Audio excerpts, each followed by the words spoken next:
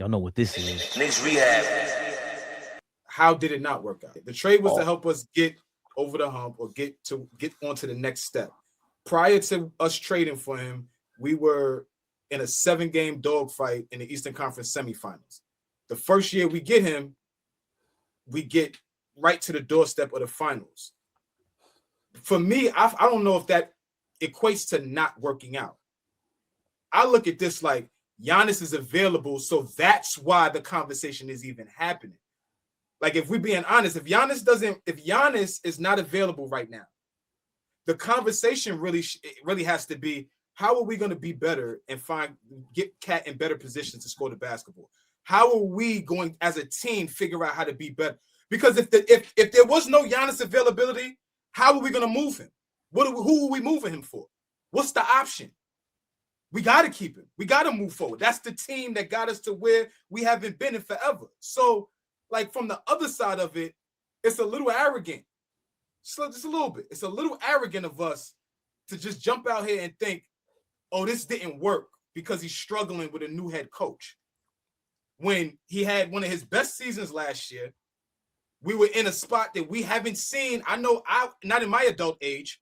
I'm 38. I've never seen the Knicks in the conference finals over 21 years old. So it's like, there's a lot of stuff going on with this. I still stand on what I stand on. You got to be mentally tough. But on the other side of it, it's not like we've been married to this dude for 2-3 years and nothing has changed and everything has been downhill. He helped us get to where we needed to be or where we wanted to be.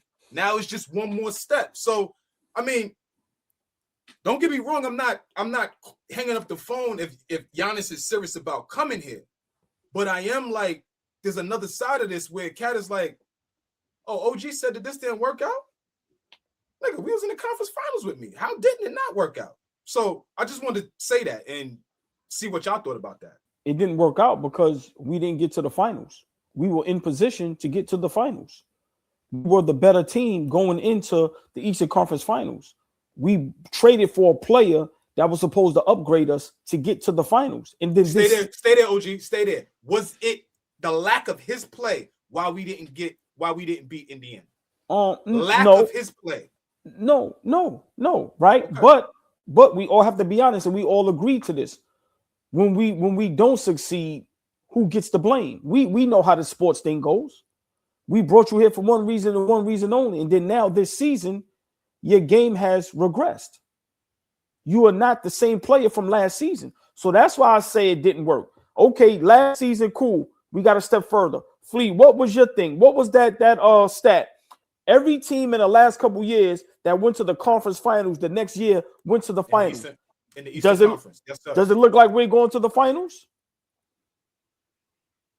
So for me, right. I'm just saying, Kendrick Perkins said it correctly. If we trade for Giannis, that we're not going to do that either. I just want to be clear with that. If we trade for Giannis this year, that's not going to be consistent of us. I think if we go percentage wise, we have a higher percentage with Giannis than with Cat. And just my last point to let Fabian get in this. When we come into the season and the whole basketball world understands no Tatum, no Halliburton. In the beginning, we didn't even think Embiid was going to play, right? Or we knew he was going to struggle, wasn't going to never be healthy. Everybody had the Knicks clear-cut best team in the East. We're going to run away with it. We definitely in the finals. That talk is dead now. And for Karl to be brought over here to get us over that hump, and it hasn't happened, I'm sorry. He has to be to blame. I'm sorry. OG wasn't brought over here to get us over the hump. Mikal Bridges, they were here to help. But the player that was brought here to get us over that hump, to give us championship aspirations alongside Brunson was Karl-Anthony Towns. And he hasn't lived up to his part, to his end of the bargain.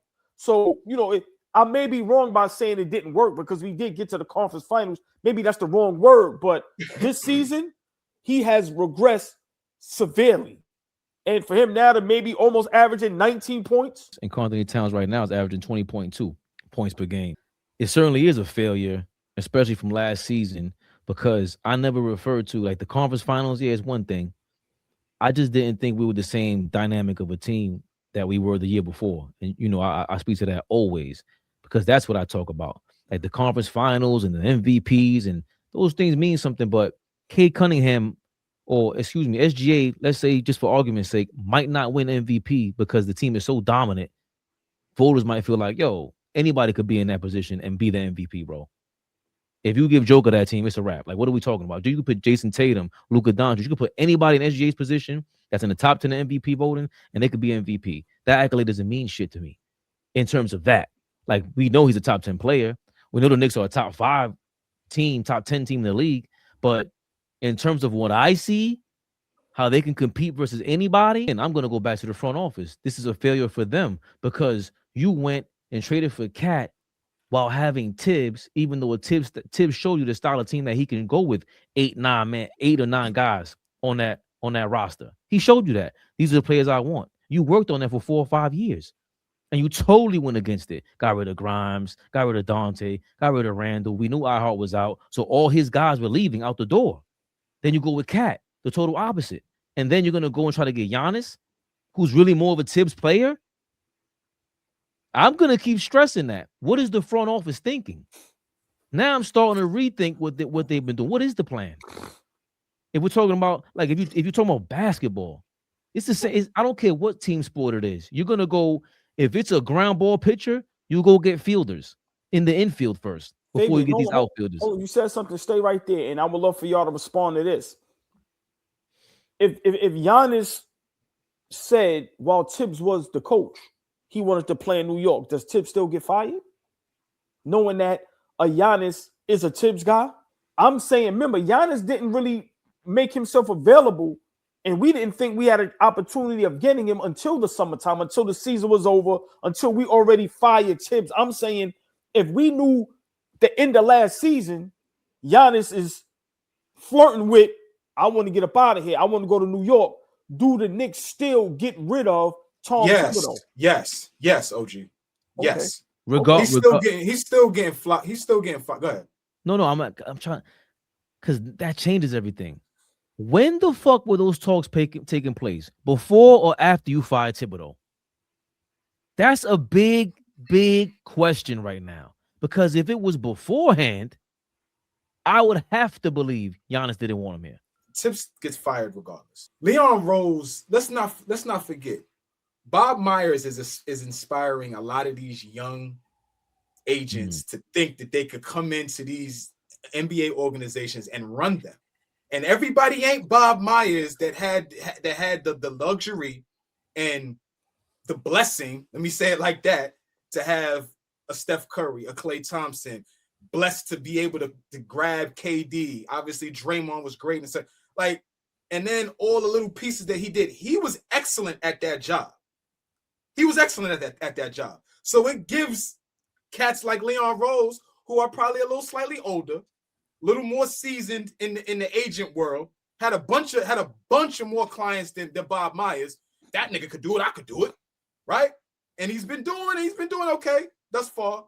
But I think he is absolutely influenced by players, influenced by media, influenced by me, you, and OG. Like, that dude Leon Rose is watching us right now. What these niggas talking about? Let me see what I could take from them and everybody else. I'm being hyperbolic. What I'm saying is, I don't think he has a great mind to actually build this thing, because we did a hard left or a hard right when we could have kept going like this. And the hard right don't start with Thibs being fired. The hard right starts with trading the guys that were his kind of players. Like you always allude to, Fabian. The Dantes, the iHearts. I know we couldn't keep iHeart, but that's a Thibs type guy. Randall, Grimes. All of those guys had the makeup and the fabric of what Thibs wanted to do. So now you get a different type of guy in here.